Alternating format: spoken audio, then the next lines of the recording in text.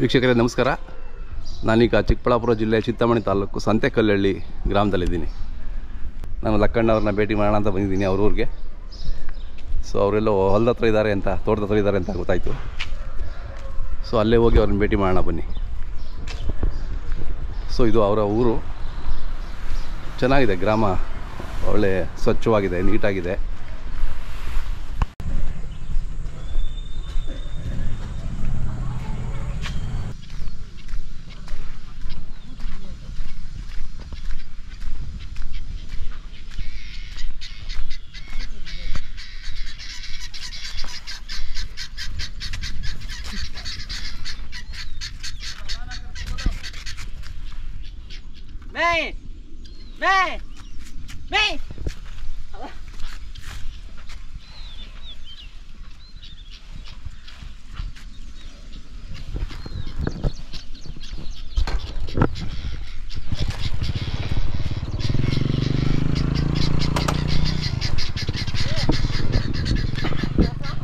Lakkanna sir ನಮಸ್ಕಾರ. ಈಗ ಬರ್ತಾ ಇದ್ದೀನಿ ನೋಡಿ. ನೋಡಿ ನಿಮ್ಮೂರಿಗೆ ಹುಡ್ಕೊಂಬಂದ್ವಿ. ನೀವು ತೋಟದಲ್ಲಿ ಕೆಲಸ ಮಾಡ್ತಾ ಇದ್ದೀರಾ? ಟೊಮೊಟೊ ಹಾಕಿದ್ದೀರಾ? ಹಾಂ. ಏನೋ ಬೆಲೆ ಆದ್ರೆ ಒಂದಷ್ಟು ಕಾಸು ಆಗ್ತದೆ, ಬಿಸಿಲು ಏನಾಗ್ತದೋ ಏನೋ. ನೀವು ಚಿಂತಾಮಣಿಯವರು ಬಂಗಾರ ಬೆಳೆದು ಬಿಡ್ತೀರ ಒಂದಿಷ್ಟು ನೀರು ಸಿಕ್ಬಿಟ್ರೆ. ಸರ್ ಆ ತೋಟದ ಹತ್ರ ಒಂದು 4 ಎಕರೆ ಹೂವು ಇದೆ. ಹಾಂ. ಆಲ್ರೆಡಿ ಅದು 180 ರೂಪಾಯಿ ಕೆಜಿ ಹೋಗ್ತಾ ಇದ್ದಾವೆ. ಹಾಂ ಹಾಂ ಹಾಂ. ನಿನ್ನೆ ಒಂದು 500 ಕೆಜಿ ಸ್ಯಾಂಪಲ್ ಕಟ್ಸಿದ್ದೀವಿ. ಹೌದಾ? ಹ್ಞೂ ಸರ್. ಹಾಂ. ಇದು ಇನ್ನು ಸ್ಯಾಂಪಲ್ 15 ದಿವಸಕ್ಕೆ ಬಂದ್ಬಿಡ್ತದೆ. ಇನ್ನು 15 ದಿವಸಕ್ಕೆ ಬಂದ್ಬಿಡುತ್ತೆ. ಹ್ಞೂ ಸರ್. ಏಪ್ರಿಲ್ ಮೇನಲ್ಲಿ ಕ್ಲೋಸ್ ಆಗ್ತದೆ. ಚೆನ್ನಾಗಿದೆ ಎಲ್ಲ ತೋಟ, ಎಷ್ಟು ಚೆನ್ನಾಗಿ ಮಾಡಿದ್ದೀರಿ ನೋಡಿ. ಇದೆ ಸರ್, 3 ಎಕರೆ ಇದೆ ಸರ್ ಇದು. 3 ಎಕರೆ ಇದೆ. ಅದು ಎಷ್ಟು ಚೆನ್ನಾಗಿ ಮೇಂಟೈನ್ ಮಾಡ್ತೀರಾ ತೋಟಗಳು ನಿಮ್ಮ ಕಡೆ ಜನ? ಏನು ಸರ್, ನಾನು ಬಾಯಲ್ಲಿ ಹೇಳ್ತೀನಿ. ಹಾಂ. ಮಾಡಿಸಿ ನೋಡಿಸ್ಬೇಕಲ್ಲ ಸರ್, ರೈತರಿಗಾಗಲಿ ಅದೇ ಅದೇ ಅಥವಾ ನಮ್ಮ ಇವ್ರಿಗೆ. ಒಂದು ಯಾವ ಟೊಮೆಟೊ ಯಾವಾಗ ಇರ್ತದೆ ನಿಮ್ಮದು ವರ್ಷ? ಅದ ಇರ್ತದೆ ಸರ್. ಹೌದಾ? ಹಾಂ. ಬನ್ನಿ ಸರ್. ರಾಸುಗಳು ಎಲ್ಲ ಏನೋ ತಯಾರಿ ಮಾಡ್ತಾ ಇದ್ದೀರಾ? ಹಾಂ, ನಿಮ್ಮೂರಿಗೆ ಅದೇ ಒಂದು ವರ್ಷ ಆಯ್ತು ಬಂದು. ಇವತ್ತು ನೋಡೋಣ ಏನು ಮಾಡ್ತಿದ್ದೀರಾ ನೋಡೋಣ ಅಂತ ಬಂದೆ. ನೋಡಿ ಸರ್, ನೆನ್ನೆ ತಗೊಂಡು ಬಂದೆ ಸರ್ ಇದು. ನೆನ್ನೆ ತಂದ್ರಾ? ಹಾಂ ಹಾಂ ಹಾಂ.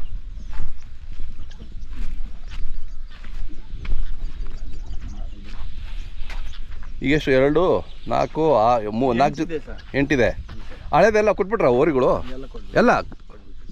ದೊಡ್ಡ ದೊಡ್ಡ ಓರಿಗಳು ಎಲ್ಲ ಕೊಟ್ಬಿಟ್ರೆ? ಎಲ್ಲ ಕೊಟ್ಬಿಟ್ಟೆ. ಹಾಂ. ನಾನು ಸಲೀಸಾಗಿ ಕೊಡ್ತೀನಲ್ವಾ, ಅದಕ್ಕೆ ನನ್ನ ಬರ್ತಾರೆ. ಹೌದೌದು, ನಾನು ಹೇಳ್ತಾನೆ ಇರ್ತೀನಿ, ನಾನು ಲಾಭ ಬಿಟ್ಟನಲ್ಲ. ಮೇಯ್ಸೋರಿಗೆ ಕೊಟ್ಟು ನಾವು ಜನಗಳಿಗೆ ಒಂದು ಉತ್ತೇಜನ ಕೊಡೋಣ ಅಂದ್ಬಿಟ್ಟು ಅದೇ ಅದೇ ನಾವು ಇದು ಮಾಡ್ತೀವಿ ಸರ್. ಹಾಂ. ನೋಡಿ ಸರ್, ನಾನು ಇಷ್ಟೆಲ್ಲ ಯಾಕೆ ಕಟ್ತಾ ಇದ್ದೀನಿ ಅಂದರೆ, ನಾನೇನು ತೋರಿಸ್ಕೊಳಕ್ಕಲ್ಲ ಸೊಮ್ಮೆ. ಜನಗಳು ದನಗಳನ್ನ ಚೆನ್ನಾಗಿ ಸಾಕಬೇಕು ಅಂತ. ಹೌದು, ಅವರು ಸಾಕಿ ಒಂದು ಇದನ್ನ ಉಳಿಸಿದ್ರೆ ದೇಶನ ಉಳಿಸ್ದಂಗೆ ಆಗ್ತದೆ ಸರ್. ನಮ್ಮ ಸಾಂಸ್ಕೃತಿಕ ಪರಂಪರೆ ಉಳಿಬೇಕು. ನಮ್ಮ ಪರಂಪರೆ ಈ ಗ್ರಾಮೀಣ ಪ್ರದೇಶಗಳಲ್ಲಿ ಗ್ರಾಮೀಣ ಸೊಗಡು, ಅದರಲ್ಲಿ ಏನೇನು ಬರ್ತದೆ ಅದನ್ನೆಲ್ಲಾನು ಮಾಡ್ಕೊಂಡು ಹೋಗ್ಬೇಕು. ನಾನು ರಿಟೈರ್ಡ್ ಆದ್ಮೇಲೆ ಕೆಲವೊಂದು ವಿಚಾರಗಳನ್ನ ತಿಳಿಸೋದಕ್ಕೆ ನಾನು ಈ ನಿಮ್ಮ ಮುಖಾಂತರ ತಿಳಿಸ್ತೀನಿ. ಎಲ್ಲ ಅಭಿಪ್ರಾಯಗಳೆಲ್ಲ ಚೆನ್ನಾಗೇ ಇದ್ದಾವೆ. ಹಿಂಗಾಗಿ ನೋಡಿ ಸರ್, ಏಕಕಾಲದಲ್ಲಿ ನಾನು 4 ಜೊತೆ ಕಟ್ಟಿ ನಾನು ತೋರಿಸ್ತಾ ಇದ್ದೀನಿ. ಹಿಂಗಾಗಿ ನಾನು ದನ ಕಟ್ಟಿ ನಾನು ಉದ್ಧಾರ ಆಗಿದ್ದೀನಿ. ನನ್ನಂಗೆ ನನ್ನ ಸ್ನೇಹಿತ ನಾರಾಯಣ ಸ್ವಾಮಣ್ಣ ನಿಮ್ಮ ಜೊತೆ ಯಾವಾಗಲೂ ಇರ್ತಾರೆ ನೋಡಿ. ಹೌದೌದು.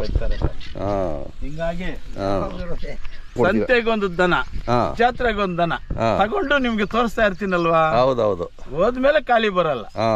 ಹಿಂಗಾಗಿ ಇಲ್ಲ ಮಾರ್ತೀರಾ ಇಲ್ಲ ಕೊಡ್ತೀರಾ? ಕೊಡ್ತೀನಿ. ಆಮೇಲೆ ನಾನು ಇಂಡಿಯನ್ ಕೌ ಚಾನೆಲ್ ನಲ್ಲಿ ನಾನು ಮಾತಾಡ್ತಾ ಇರ್ತೀನಿ. ನಾಗೇಶ್ ಅಣ್ಣವರು ನಿಮ್ಗೆ ಭಾರಿ ಕೋಪರೇಷನ್ ಕೊಡ್ತಾರೆ ಅಂತ ಜನಗಳು ಹೇಳ್ತಾರೆ. ಅಂದ್ರೆ ಅದಕ್ಕೆ ನಾನು ಏನಾನ ಒಂದು ಬಿರುದು ಕೊಡ್ಬೇಕು ಅಂತ ನಾನು ಇವತ್ತು ಇಂಡಿಯನ್ ಕೌ ಕ್ಯಾಪಿಟಲ್ ಒಂದು ಚಿಕ್ಕ ಕಡಸ ತಂದಿದ್ದೀನಿ ಸರ್. ಚಿಕ್ಕ ರೂಪಾಯಿಗಳದ್ದು ಕಡಸ. ಹೌದು ಸರ್, ಕಡಸನೇ ಇದೆ. ಇದು ತಗೊಂಡ್ ಬಂದಿದ್ದೀನಿ. ಯಾಕೆ ಸರ್ ಅಂದ್ರೆ ಇದ್ರ ಗಂಜಲ, ಇದ್ರ ಸಗಣೆ ಭಾರಿ ಉತ್ತಮವಾದದ್ದು. ಅಷ್ಟೇ ಹೆಸರು ಕೂಡ ಇದ್ರದ್ದು ಭಾರಿ ಹಿಸ್ಟ್ರಿ ಇದೆ ಸರ್. ಹೌದಾ? ಹಸುದು. ಓಕೆ. ಹೆಂಗೆ ಸರ್ ಅಂದ್ರೆ ಈ ಹಸುನ ಯಾರೋ ಒಬ್ಬ ಅಮ್ಮ ಸಾಕ್ತಾ ಇದ್ಲಂತೆ, ಬದುನಲ್ಲಿ ನಿಂತ್ಕೊಂಡಿದ್ಲಂತೆ. ಈ ಕೆಸರಿನಲ್ಲಿ ಹೋಗ್ಬಿಟ್ಟು ಕರುವಾಗ್ಬಿಟ್ಟಿದೆ. ಹಸು ಒದ್ದಾಡ್ತಾ ಇತ್ತಂತೆ. ಓಕೆ. ಎದ್ದೇಳಕ್ಕಾಗ್ಲಿಲ್ಲ. ಕೇಳ್ತಂತೆ ಯಾರು ಇದು ಹಸು ಹೇಳ್ತಂತೆ, ಅಪ್ಪ ನನ್ನ ಕೈಯಲ್ಲಿ ಆಗಲ್ಲ, ನೀವು ಸ್ವಲ್ಪ ಎತ್ತು, ಈ ಸ್ಟೇಜ್ನಲ್ಲಿ ಇದ್ದೀನಿ ನಾನು ಅಂತ. ಆಗಲ್ಲ ಆಗಲ್ಲ ಅಂತಂದ್ಬಿಟ್ಟು ನಿರಾಕರಿಸಿದಕ್ಕೆ ಗೋವು ಶಾಪ ಕೊಟ್ಬಿಡ್ತಂತೆ, ನಿನ್ನ ಮಕ್ಕಳು ಹಂಗೆ ಒದ್ದಾಡ್ಲಿ ಹೋಗು ಅಂತ. ಅವಾಗ ತಕ್ಷಣ 33 ಕೋಟಿ ದೇವತೆಗಳಿರುವಂತ ಈ ಕಾಮಧೇನುನಲ್ಲಿ ಒಬ್ಬ ದೇವತೆ ಈಚೆ ಬಂದು, ನೋಡಮ್ಮ ನಿನ್ನಂಗೆ ಸ್ತ್ರೀ ಹಂಗೆಲ್ಲ ಶಾಪ ಕೊಡ್ಕೊಳ್ದು, ಪರಿಹಾರ ಕೊಡಮ್ಮ ನೀನು ಅಂತ ಗೋವುಕ್ಕೆ ಹೇಳ್ತಂತೆ. ಅವಾಗ ಆಯ್ತು ಆಯ್ತು ಆಯ್ತು ಅಮ್ಮ ತಾಯೇ, ನೀನು ಹೇಳ್ದಂಗೆ ಕೇಳ್ತೀನಿ, ನನ್ನ ಚೆನ್ನಾಗಿ ಪೋಷಣೆ ಮಾಡಿ ಮನೆಯಲ್ಲಿ ಇಟ್ಕೊಂಡು ಉದ್ಧಾರ ಆಗೋದಾದ್ರೆ ನಾನು ಇವತ್ತಿನ ದಿವಸ ಅದನ್ನ ವಾಪಸ್ ತಗೊಂಡು ಅವ್ರ ಮಕ್ಕಳು ಅದೇ ಥರ ಆಗಲಿ, ನನ್ನ ಮಗು ಕೆಸರಿನಲ್ಲಿ ಒದ್ದಾಡ್ತಾ ಇದೆಯಲ್ಲ ಆ ಥರ ನಿಮ್ಮ ಮಕ್ಕಳು ನೀವು ಡೆಲಿವರಿ ಆದಾಗ ಹಂಗೆ ಇರ್ತವೆ ಅಂತ ಹೇಳಿದಕ್ಕೆ, ಇದು ಭಾರಿ ಕಷ್ಟ, ಸ್ತ್ರೀ ಜನ್ಮಕ್ಕೆ ಅದು ಒಂದು ಅಪಚಾರ ಆಗ್ತದೆ ಅಂತ ಕೇಳಿ ಆ ದೇವತೆಯಿಂದ ತಿಳ್ಕೊಂಡಿದ್ದಕ್ಕೆ, ಆಯಿತು ನಿಮ್ಮ ಮಕ್ಕಳು 7 ತಿಂಗಳ ನಂತರ ಚೆನ್ನಾಗಿ ಎದ್ದು ಓಡಾಡ್ತವೆ ಅಂತಂದ್ಬಿಟ್ಟು ಆ ಒಂದು ಶಾಪನ ವಾಪಸ್ ತಕೊಂತಂತೆ. ಅದರಿಂದ ಹೆಣ್ಮಕ್ಳು ನೋಡಿ ಸರ್, ಈ ಹಸು ಕಟ್ಟಬೇಕು ಅನ್ನೋದಕ್ಕೆ ಒಂದು ಉದಾಹರಣೆ. ಹೌದೌದು. ನಾನು ಹೇಳ್ತಿರ್ತೀನಿ, ನಿಮ್ಗೆಲ್ಲ ಶುಭ ಆಗ್ತದಮ್ಮ, ಮದುವೆ ಆಗ್ತದಮ್ಮ, ನೀವು ಅಂಗ್ಳ ಸಾರಿಸ್ರಮ್ಮ, ನೀವು ಗಂಜಲ ಮನೆಯಲ್ಲಿ ಶುಭ್ರ ಮಾಡ್ಕೊಳ್ರಿ ಅಂತ ಎಲ್ಲ ಹೇಳ್ತಿರ್ತೀನಿ. ನೋಡಿ ಸರ್, ಅನೇಕ ಜನ ಅಭಿಮಾನಿಗಳು ನನ್ಗೆ ಹೇಳಿದ್ರು, ಏನು ಸರ್ ನೀವು ಮಾತಾಡ್ತಾ ಇರ್ತೀರಿ, ಇದು ನೀವೇನು ಕರ್ಸಗಳು ತತ್ತೀರಾ ಅಂತ. ಹೌದಪ್ಪ, ನಾನು ತರ್ತೀನಿ, ನೀವು ಈ ತರ ತರಬೇಕು. ಅದೇ ಹಸು ತಂದ್ರೆ ಓರಿ ಆಗ್ತದೆ, ಓರಿಯಿಂದ ಎತ್ತಾಗ್ತದೆ, ಎತ್ತಿನಿಂದ ಇಡೀ ನಿಮ್ಮ ಜೀವನ ಉದ್ಧಾರ ಆಗ್ತದೆ, ನಮ್ಮ ಪರಂಪರೆ ಉಳ್ಕೊಳುತ್ತೆ. ಅಂದ್ರೆ ಹಸು ಪ್ರತಿ ಮನೆ ಒಂದು ಹಸು ಇರ್ಬೇಕು ಅಂತ ನಿಮ್ಮ ನನ್ನ ಮುಖಾಂತರ ಅಲ್ಲ, ಎಷ್ಟೋ ಮಹನೀಯರು ಇದ್ದಾರೆ ನಮ್ಮ ರಾಜ್ಯದಲ್ಲಿ. ನಾನು ನಿಮ್ಮ ಮುಖಾಂತರ ಇದನ್ನ ನಾನು ತೆಗ್ದಿದ್ದೀನಿ ಅಂತ ಹೇಳ್ಕೊಳ. ಹೌದೌದು, ಒಳ್ಳೇದು ಒಳ್ಳೇದು. ಈ ತರ ಇದೆ. ಗ್ರಾಮೀಣ ಪ್ರದೇಶಗಳಲ್ಲಿ ಕನಿಷ್ಠ ಪಕ್ಷ 1 ಲಕ್ಷ ರೂಪಾಯಿ ಕೊಟ್ಟು ಒಂದು ಜೋಡಿ ತರ ಬದಲು 8 ನೋಡಿ ಸರ್, 8,500 ರೂಪಾಯಿ ಸರ್. ಅಷ್ಟೇನಾ? ಹ್ಞೂ ಸರ್, ನೀವು ಕೊಟ್ಟಿದ್ದಷ್ಟೇ. ಹೌದು ಸರ್, ಕುರಿನೂ ಬರಲ್ವಲ್ಲ ಸರ್, ಕುರಿ ಮರಿ ಬರಲ್ಲ. 8,500 ಕುರಿ ಮರಿ ಬರಲ್ಲ, ಚಿಕ್ಕದು 3 ತಿಂಗಳು ಮರಿ ಬರಲ್ಲ. ಹಿಂಗಿದೆ ನೋಡಿ ಸರ್, ಇದು ಒಳ್ಳೆ ಜಾತಿ ಇದೆ. ಹೌದು, ಚೆನ್ನಾಗಿದೆ. ಇದು ಉದ್ದ ಬಣ್ಣ ಎಲ್ಲ ಚೆನ್ನಾಗಿದೆ. ಒಂದು 5 ತಿಂಗಳು ಸರ್. ಅದೇ ಅದೇ ಇಂಥದ್ನ ಮನೇಲಿ ಇಟ್ಕೊಂಡ್ರೆ ಮನೇಲಿರೋ ಮಕ್ಕಳು ಕೂಡ ಗೋವು ಮೇಲೆ ಜಾಸ್ತಿ ಪ್ರೀತಿ ವಿಶ್ವಾಸ ಬರ್ತದೆ, ಆಸೆ ಆಕಾಂಕ್ಷೆಗಳು ಬರ್ತವೆ. ತಮ್ಮದು ಮೊಬೈಲ್ ನಂಬರ್ ಹೇಳಿ. ಅದು 9900301876. ನಮ್ಮ ಸಂತೆಕಲ್ಲಲ್ಲಿ ಅಲ್ವಾ? ಹೌದೌದು, ಸಂತೆಕಲ್ಲಲ್ಲಿ. ನಾನೆಲ್ರಿಗೂ ಗೊತ್ತಿರೋದೆ. ನಿಮ್ಗೆ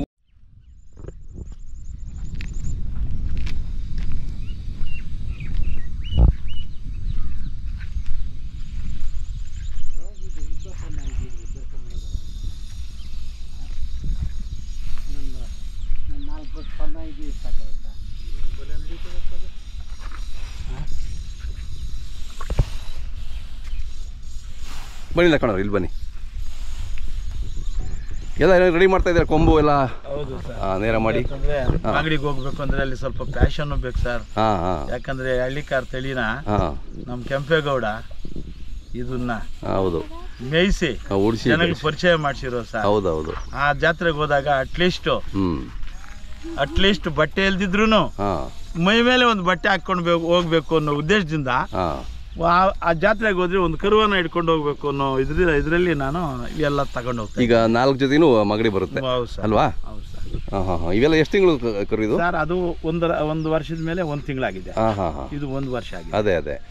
ಆಮೇಲೆ ಇವು 1 ವರ್ಷ ಆಗಿದ್ದಾವೆ. ಚೆನ್ನಾಗಿದ್ದಾವೆ, ಚೆನ್ನಾಗಿ ಕೂಡ್ಕೊಂಡಿದ್ದಾವೆ. ಹ್ಞೂ ಸರ್. ನೋಡಿ ಸರ್, ಅವು ಸಂಡಕೊಪ್ಪ ಮಂಜ ಕೊಟ್ಟಿದ್ದು. ಮಂಜ ಗಂಗೆಯಲ್ಲಿ. ಹೌದೌದು. ಆಮೇಲೆ ಅದು ಮುಡುಕ್ತೊರೆ ಅಂತಂದೆ. ಮುಡುಕ್ತೊರೆ ಆ ಕಡೆದು. ಅದು ಬರೀ ಚೆನ್ನಾಗಿದೆ ಸರ್. ಅದು ಒಂಟಿ ಚೆನ್ನಾಗಿದೆ. ಇದಕ್ಕೆ ಒಳ್ಳೆ ಇದು ಮಾಡಿಬಿಡಿ, ಕೂಟ ಹಾಕ್ಬಿಡಿ, ಚೆನ್ನಾಗುತ್ತೆ. ಹೌದು. ಹ್ಞೂ ಸರ್. ನಾನು ಎಲ್ಲಿಗೆ ಬಂದ ಮೇಲೆ ತೋಟ ನೋಡ್ಕೊಬೇಕಾಗ್ತದೆ. ಹೌದು. ಕರುಗಳು ನೋಡ್ಕೊಬೇಕಾಗ್ತದೆ. ಹೌದು. ಹೇಳ್ತಾರೆ ಅದು ಇದೆಲ್ಲ ನಿನ್ ಬಾರಿ ಗಾಶಿ ಆಗಲ್ವಾ ಅಂದ್ರೆ, ಇನ್ನು ಸ್ವಲ್ಪ ಸಾಮರ್ಥ್ಯ ಇದೆ, ಅದೇ ಏನು ಮಾಡೋಣ ಅಂದ್ಬಿಟ್ಟು ನಾನು ಈ ತರ ಮಾಡ್ತಾ ಇದ್ದೀನಿ. ಈಗ ಮಾಗಡಿಗೆಲ್ಲ ತಯಾರಿ ಮಾಡ್ತಾ ಇದ್ದೀರಾ? ಮಾಗಡಿ ಜಾತ್ರೆಗೆ ಹೋಗಿ ತಯಾರಿ ಆಗ್ತಾ ಇದೆ. ಅದೇ ನಾಳೆ ಶನಿವಾರ ನಾವು ಅಲ್ಲಿ ಶನಿವಾರ ಬರ್ತೀರಾ? ನಾರಾಯಣ ಸ್ವಾಮಿ ಬರ್ತಾರೆ. ನೀವ್ ಇರ್ತೀರಲ್ಲ, ಎಲ್ಲ ಜಾತ್ರೆಗೆ ಇರ್ತೀರ ಹೇಳಿ. ಇರ್ಬೇಕು ಸ್ವಾಮಿ. ಹೌದೌದು.